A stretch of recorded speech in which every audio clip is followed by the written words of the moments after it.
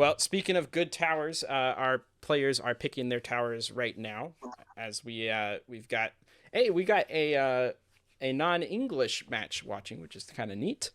Um, I won't know how to I commentate. think I won't be able to read anything. No, but I don't really. I wish it was in like Japanese because that's the language I know a little bit more of. of course, of Um, course. but yeah, so you got Hooboo on the right, and we got you're here on the left. Right. And this is interesting. And once So, again, how do you and feel a lot about of that Oasis hero matches. choice? I understand it's a So common Sentai one, recently but got a Pierce nerf, but people are still making like Sentai NG Super Farm is still a viable Sentai strat. So I like the choice of Sentai here.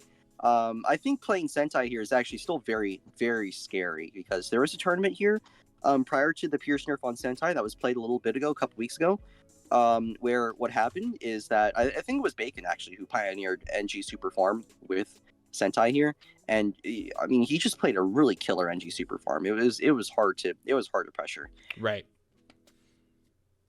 I mean, here we're going to see probably a matchup that, in my opinion, if this is played optimally, every top player should be paying attention to. Sentai NG Super Farm versus Oben Druid Sub Farm.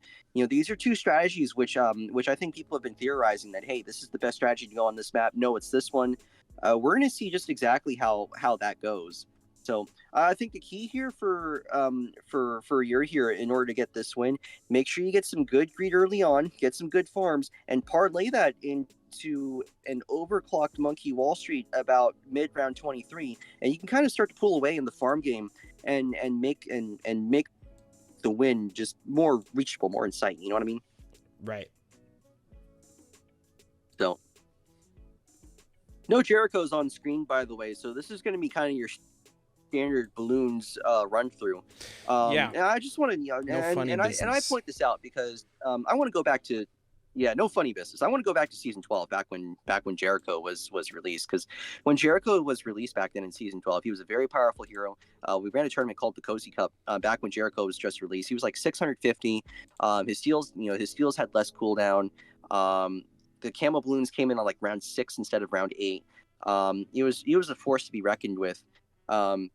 So it was very hard to not play Jericho.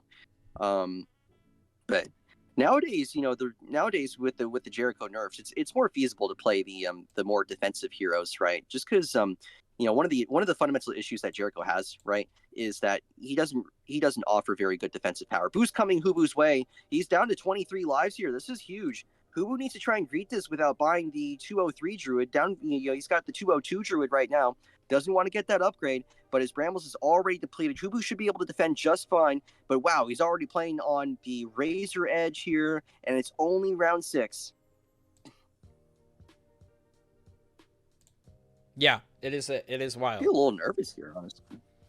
Yeah, because I mean, he's got open Brambles, and one of the things I'm nervous about is whether or not you're here can force the 203 upgrade. I think even if you're here can do it, I think he might decline and just focus on trying to take that farming lead. So you see how he's got that spaced white eco being sent Yes. Hooboo's side. Right.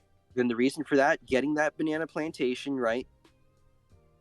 And again, you get roughly 240 ecos worth of income power with that farm in the mid game here. So realistically, your here is really sitting on probably about 780 to 800 equivalent eco right now, Right. which is actually not half bad.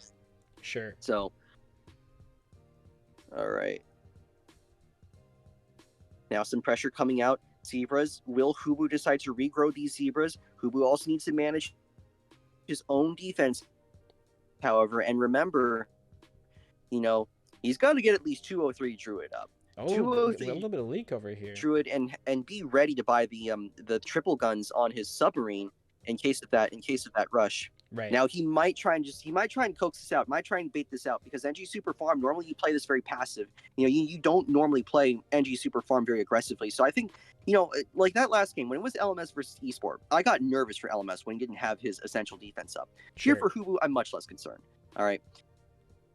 Now a little bit of poking. You saw those camo leads. very unusual send at the high level, but Bacon just trying to poke at Hooboo, force that decamo sub. Right. Because at 14 lives, if Hooboo leaks one of those camo leads, it is game over. Right.